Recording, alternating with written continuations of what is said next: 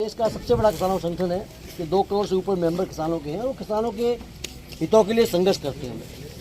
आपको ध्यान हो, जब पहलू खान की हत्या हुई तो सबसे पहले अखिल भारतीय किसान सभा के लोग यहाँ पर तब भी आए। इसके बाद में जब यहाँ पर उसके अपना जो इस गांव के जो युवा उमर की जब हत्या हुई तब भी साथ ही आए हम लोग। और हमने हमारा कोई पॉलिटिकल जैसा कोई चुनाव लड़ने वाली पार्टी, किसानों का संगठन है, किसानों के लिए काम करता है। लेकिन किसानों की जो लड़ाई होती है, जायज़ मांगे, उनके लिए हम जो है हम जानते हैं बिना लड़ाई के कुछ नहीं मिलता है। आपको ध्यान है कि 3 कानून के खिलाफ लड़ाई लड़ी किसान सभा ने, उसमें यहाँ शाजापुर में मोर्चा हमारा 1 साल तक हमने मोर्चा लगा के रखा और मेवात के साथियों का बहुत बड़ा योगदान रहा। उसने 1 साल तक लगातार मेवात का लंगर चला हुआ और घर घर से मेवात के दूध इकट्ठा करके साथी वहाँ उस आंदोलन में। इसलिए पूरे देश का किसान जो है इस मेवात के किसान की कद्र करता है और ये मानता है कि किसानों के लिए बहुत बड़ी एक ताकत मेवात के किसानों ने।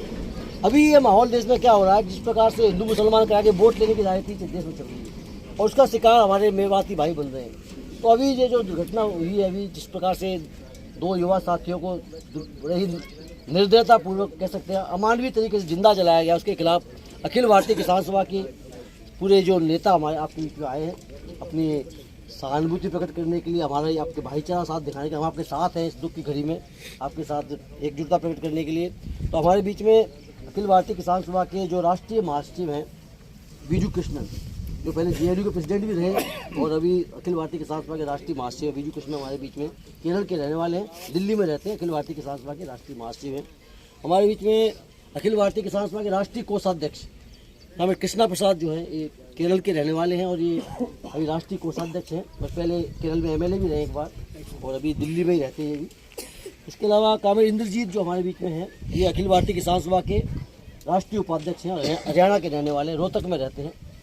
इसके अलावा हमारे बीच में कामिल विक्रम सिंह है, जो हमारा एक संगठन अखिल भारतीय खेत मजदूर यूनियन, जो खेतों में मजदूर काम करते हैं, जिनकी ज़मीन नहीं है, खेती करते हैं, उनका संगठन अखिल भारतीय खेत मजदूर यूनियन बहुत बड़ा संगठन है, इसमें भी 1.5 करोड़ 2 करोड़ मेंबर हैं। उसके राष्ट्रीय संयुक्त सचिव हैं विक्रम सिंह जी, वो भी आपके साथ में एकजुटता प्रकट करने के लिए आए हैं।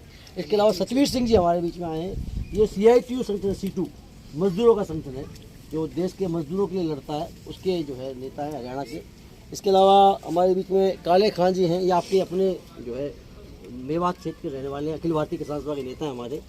और इस्लाम भाई हमारे जयपुर में हमारे ऑटो रिक्शा यूनियन के नेता हैं, हमारे साथ में हमारे साथ काम करते हैं। और साथ में अख्तर हुसैन साहब हैं, ये भी आपके मेवात के रहने वाले हैं, अखिल भारतीय किसान सभा के हमारे। तो ये सभी साथी आपके साथ में साथी हम आए हैं और ये गुजारिश करने आए हैं कि आप लोग इस गरीब परिवार को भी साथ बना दिया। आपको भी कहने का आप अकेले नहीं है, ये दुख हम सबका है। वो भाई हमारे भी किसान भाई थे जिनकी हत्या हुई है और हमें पता है उनका कोई गुनाह नहीं था।